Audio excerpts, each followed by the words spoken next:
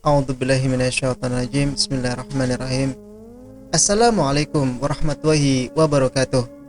Kembali lagi bersama Mang Sukir, yang tentunya akan menemani teman-teman semua dengan sebuah kisah-kisah horor dan mistis. Dan untuk cerita kali ini masih melanjutkan kisah yang sebelumnya yang berjudul Ternyata Keluargaku Kanibal. Cerita ini ditulis oleh Santa, dan bagi teman-teman yang ingin membacanya secara langsung, teman-teman bisa langsung kunjungi link yang saya sudah siapkan ada di deskripsi. Dan tak usah berlama-lama, mari kita ke ceritanya. Air, air, tolong berikan aku air. Tiba-tiba aku mendengar suara dari ruangan khusus yang terlihat gelap. Kulangkahkan kakiku mendekati ruangan itu. Ya dewa, Roy, apa itu kau? Aku langsung menyalakan lampu dan melihat Roy kembaranku telah dipasung dengan kaki yang ditimpa batu besar, tangan yang diborgol tak bisa bergerak, dan rantai besar yang terikat di leher Roy. Luka di bagian wajah, badan, dan hampir semuanya penuh dengan luka, bekas siksaan orang tuaku. Wajah Roy sangat pucat, tubuh kurus bagai tulang, telah berbaring lemah di lantai yang beralaskan besi. Ayo, lepaskan Roy, suruhku pada bodyguard. Dengan tubuhku yang gemetaran, tangis di wajahku yang tak dapat aku bendung, aku langsung memeluk tubuh kembaranku Roy. Roy, ini aku Ray. Akhirnya aku bisa melihat wajahmu. Aku sangat merindukanmu, Roy. Aku sudah lama menunggumu. Maafkan aku yang sudah membiarkanmu terluka. Kupeluk erat tubuh Roy yang kurus bagai tulang itu. Kucium kening Roy. Kasih sayang yang sangat lama tidak aku lontarkan pada Roy telah terobati saat ini, walau tidak semulus yang aku harapkan. Kenapa wajahmu sangat mirip denganku? Apa aku sedang bermimpi? Jangan dekati aku. Tolong jangan sakiti aku. Aku mohon, maafkanlah aku. Jangan siksa aku. Aku mohon. Dengan wajah ketakutan, Roy tidak mengingat aku adalah kembarannya. Rasa trauma dan takut telah menghantui Roy. Selama bertahun-tahun, Roy telah dipasung dan disiksa dengan sangat keji oleh orang tuanya sendiri. Roy, ini nenek sayang. Kita keluar dari sini ya. Nenek akan membawamu keluar dari neraka ini. Nenek menangis histeris sembari memelukku dan Roy. Semua tahanan telah dibuka dan dikeluarkan dari ruangan bawah tanah. TNI sudah tiba di rumah dan langsung mengevakuasi semua mayat-mayat dan sejumlah barang bukti. Roy langsung dilarikan ke rumah sakit untuk diberikan pertolongan. Beberapa bodyguard nenek ikut mengawal Roy ke rumah sakit. Aku tidak bisa ikut menemani Roy karena aku adalah saksi yang tersisa untuk memberikan keterangan di pengadilan nanti. Ada banyak TNI dan warga telah berbondong-bondong mendatangi rumahku untuk melihat kejadian. Anak-anak telah dipulangkan ke panti asuhan, yang dimana orang tuaku mengadopsi mereka dengan alasan akan merawat semua anak-anak itu, yang ternyata tidak sesuai dengan apa yang orang tuaku ucapkan. Anak-anak itu malah dijadikan korban dari aksi keji mereka. Mayat Kamil dibawa ke rumah sakit untuk ditindaklanjuti, dan semua korban yang sudah tewas di tempat kejadian akan dijadikan barang bukti atas perbuatan orang tuaku. Mama dan papa sudah ditangkap, termasuk Pak Kades dan istrinya yang ikut serta dalam kasus keji ini. Aku hanya terdiam mematung, tak dapat berkata apapun lagi. Aku merasa lega sekaligus merasa keperihan yang luar biasa. Aku sangat bahagia telah menemukan Roy kembaranku. Tapi di balik itu, ada Kak Amel yang sudah mengorbankan nyawanya demi menyelamatkan aku. Tak sanggup aku menahan air mata ini lagi. Melihat mayat Kak Amel telah dibungkus menggunakan kain putih yang telah berlumuran darah. Kenapa semua ini harus terjadi dalam hidupku? Aku telah hancur. Bagaimana aku bisa hidup dalam keadaan seperti ini? Dewa, bantu aku.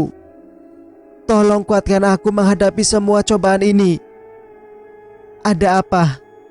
Apa dosa yang sudah aku perbuat sehingga aku harus menanggung semua ini? Kenapa aku tidak bisa merasakan keluar bahagia yang utuh seperti keluarga lainnya? Kenapa harus aku? Aku berlutut. Suara teriakan yang sangat kuat dari mulutku. Tubuhku gemetaran. Mata memerah. Tak peduli lagi dengan banyak orang yang telah memandangiku. Aku hanya tahu satu hal saat ini, bahwa aku telah gagal memiliki keluarga yang sempurna. Aku telah kehilangan orang tua dan kakak tersayang satu-satunya. Hanya Roy dan nenek yang aku punya saat ini. Sungguh malangnya nasibku. Ayo nak, kau harus membersihkan dan mengobati lukamu. Besok kau akan menjadi saksi di pengadilan kedua orang tuamu, ucap salah satu TNI yang membantu mengeksekusi semua korban kejadian yang mencoba menenangkanku. Rumah penuh dengan garis peringatan. Tak satu pun orang yang boleh masuk selain yang bersangkutan dalam kejadian itu. Suasana di rumah sakit sangat menegangkan.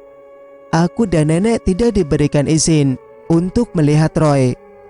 Sementara di ruang rawat, hanya doa dan harapan yang saat ini kami panjatkan pada Sang Pencipta. Semoga Roy baik-baik saja. Nek, apakah Roy akan pulih? Dia tidak mengenaliku sama sekali saat di ruang bawah tanah. Apa Roy tidak akan mengingatku? Apa dia melupakanku untuk selamanya? Nek, Roy tidak mau kehilangan orang yang aku sayangi lagi. Aku menangis terisak-isak sembari memeluk tubuh nenek. Tidak sayang, Roy tidak mungkin melupakan orang yang juga dicintai. Dia hanya membutuhkan sementara waktu untuk memulihkan traumanya. Dia juga sangat terpukul atas apa yang menimpa dia selama bertahun-tahun. Jadi, kita berdoa untuk Roy agar dia cepat pulih dan bisa sama-sama dengan kita. Nenek mengelus kepalaku dan memberikan pelukan hangat kasih sayang. Hampir 1 jam lebih kami menunggu kabar baik dari Roy. Akhirnya dokter keluar dari ruangan. Apa saudara keluarga pasien? Kalian sudah diperbolehkan untuk melihat. Tapi ingat, jangan terlalu mengganggu pasien. Biar dia istirahat, jelas dokter yang merawat Roy. Tanpa pikir panjang lagi, aku langsung lari menuju ruangan tempat Roy dirawat. Kubuka pintu dengan perlahan. Kulangkahkan kaki mendekati Roy. Entah mengapa, lagi-lagi aku tidak bisa menahan emosi dalam diriku. Air mata menetes dengan sendirinya. Bibirku gemetaran. Kupeluk tubuh Roy dengan erat. Kutumpah semua rasa rindu yang selama ini kupendam. Jangan menangis saudaraku. Lihatlah, aku sudah baik-baik saja sekarang. Aku merasa saat ini sedang bermimpi. Aku merasa semua ini seperti tidak nyata. Aku telah bertemu dengan orang yang selama ini aku rindukan. Aku sudah lama menunggumu, Rey. Setiap hari aku berdoa pada dewa. Semoga suatu saat nanti ada malaikat yang mengirimkan surat rinduku padamu. Tak peduli berapa lama aku tersiksa, merasakan sakit. Tapi asal kau tahu, Rey, menahan rindu padamu itu jauh lebih sakit daripada siksaan yang selama ini aku rasakan. Setiap hari, setiap jam, setiap detik, bahkan setiap aku bernafas, aku hanya meminta sekali saja. Aku ingin bermain denganmu, walau itu dalam mimpi sekalipun. Tak masalah, yang penting kau ada bersamaku. Aku sangat menyayangimu, Rey. Sangat-sangat menyayangimu. Tangis dan air mata Roy tumpah di pipiku. Tangan yang kurus itu mengusap kepalaku dengan lembut. Sangat nyaman, benar-benar sangat nyaman. Suara lembut Roy berdenging di telingaku. Itu membuat aku semakin tak bisa menahan kesedihan ini. Shh, sudah, jangan bicara lagi, Roy. Kau sedang tidak bermimpi. Aku nyata di depanmu. Orang yang saat ini kau peluk adalah aku, Rey, kembaranmu. Ayo, peluk aku dengan erat. Jangan pernah pergi jauh dariku lagi. Hidupku hampa tanpamu, Roy. Aku juga sangat lama menanti pelukan hangat darimu. Berjanjilah padaku bahwa kau harus pulih dan kita akan pergi bersama. Air mata telah menjadi saksi atas kerinduan yang telah lama kami pendam. Apa kalian melupakan nenek? Nenek juga sangat merindukanmu, Roy. Ayo sini, peluk nenek. Kami sangat menyayangimu, cucuku. Pelukan hangat dari nenek memeluk aku dan Roy. Kini rinduku telah terbalaskan.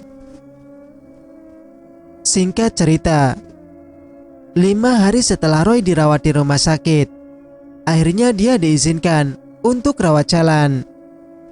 Roy telah diperboleh keluar dari rumah sakit. Aku sangat bahagia mendengar kabar itu. Roy sudah hampir pulih. Walau kini Roy tidak lagi bisa berjalan. Dia lumpuh total akibat tertimpa batu selama bertahun-tahun. Itu membuat tulang kaki Roy mati rasa dan kini tidak bisa berjalan lagi. Roy menggunakan kursi roda sebagai alat bantu dia berjalan. Tapi itu tidak membuat Roy putus asa. Dia justru bersyukur masih bisa hidup dan menemukan keluarga yang masih mencintainya dengan tulus. Itu tidak masalah bagiku. Aku akan ada untuk Roy. Aku tidak akan pernah membiarkan dia terluka sedikit pun. Aku akan ada sebagai pelengkap hidupnya sebelum dia menemukan wanita yang benar-benar mencintainya dengan tulus, seperti Ara. Singkat cerita, Nyonya Besar, pengadilan telah memanggil Nyonya dan Tuan Muda untuk menghadiri persidangan, ucap bodyguard nenek. Hari ini kami akan menghadiri persidangan kedua orang tuaku. Jaksa akan menuntut hukuman yang patut orang tuaku dapatkan. Tidak, aku tidak mau ke sana, nenek. Aku takut. Aku tidak mau melihat penjahat itu lagi.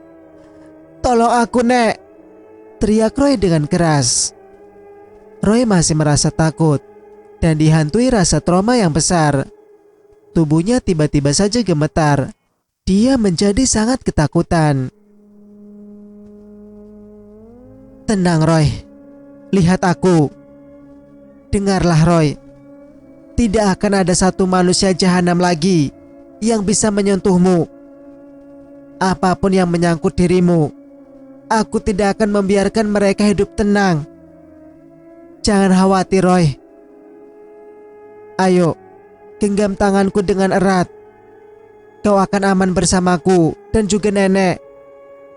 Lihatlah, ada begitu banyak bodyguard dan TNI pilihan yang sudah mengawal kita.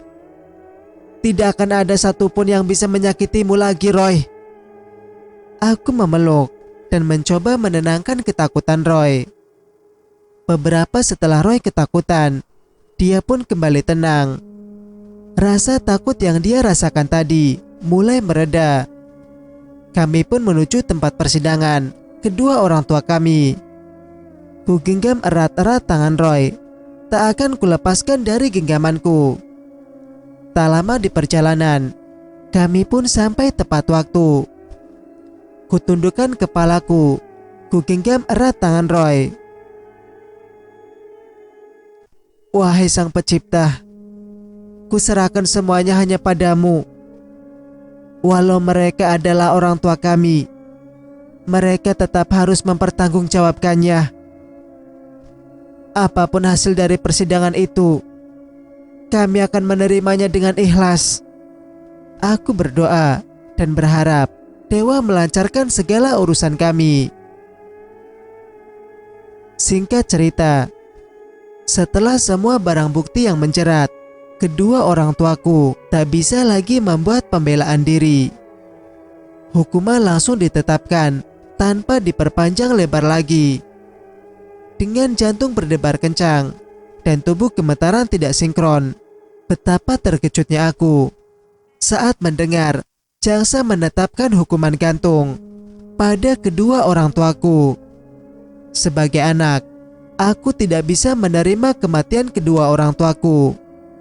Aku belum siap kehilangan orang yang sangat aku cintai. Setelah kematian Kak Amel, aku sangat terpukul. Dan ditambah atas hukuman yang kedua orang tuaku akan jalani, itu membuatku semakin tak berdaya. Duniaku sudah hancur bagai bubur. Dengan berat hati, nenek menyetujui keputusan jaksa dan menandatangani semua persetujuan dalam eksekusi mati anak dan menantu kesayangannya yang akan dilaksanakan hari ini juga. Bagaimanapun marahnya seorang ibu akan lebih lemah tak berdaya saat akan menyaksikan kematian putranya sendiri. Mungkin itu adalah keputusan paling berat yang harus nenek tunggu. Setelah kehilangan cucu perempuan satu-satunya, kini nenek juga harus kehilangan putra tunggalnya yang ia lahirkan dan ia didik dari kecil hingga besar. Tapi demi keadilan bagi semua korban dan kebaikan aku dan Roy, nenek akan melakukan kewajibannya sebagai seorang ibu dan juga nenek. Orang tuaku meminta permohonan terakhirnya untuk bertemu kedua putranya untuk terakhir kali sebelum dia dieksekusi gantung. Jaksa memberikan izin sedikit waktu untuk berbicara pada kami. Dengan dikawal TNI dan dibatasi kaca anti peluru, kami saling bertatap muka dengan papa dan mama. Roy yang mencoba menguatkan diri untuk bertemu papa dan mama. Raut penuh amarah dan kebencian terpancar jelas di wajah Roy. Cepatlah, apa yang ingin kalian katakan? Aku tidak ingin berlama-lama berbicara dengan iblis. Kata-kata kejam yang keluar dari mulut Roy. Tak ada sedikit pun lirikan pada papa dan juga mama. Roy tak mau melihat wajah mereka. Kebencian dan dendam yang terlanjur membara di dalam hati Roy tak bisa dipulihkan kembali. Baiklah, papa tidak akan berlama-lama. Maaf, seharusnya aku tidak menyebutkan diriku sebagai papa kalian. Aku adalah pria tak beradab yang sudah menyiksa banyak orang, termasuk anak-anakku sendiri. Aku tidak akan membela diriku lagi, karena kalian juga sudah tahu. Sekalipun aku bersujud dan memohon maaf pada kalian, itu tidak akan mengembalikan kepercayaan dan rasa sayang kalian kepada kami. Kata maaf tidak akan cukup untuk memulihkan rasa sakit yang telah kalian alami akibat perlakuan kami yang di luar batas. Saat ini, Papa tidak meminta kalian agar memaafkan perbuatan kami. Aku hanya ingin kalian mendengarkan penjelasanku untuk terakhir kalinya, ucap Papa.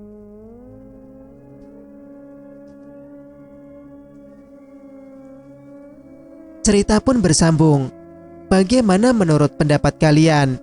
Jika kalian suka dengan ceritanya, jangan lupa untuk like, komen, dan subscribe channel ini agar bisa mendengarkan cerita-cerita berikutnya. Wassalamualaikum warahmatullahi wabarakatuh.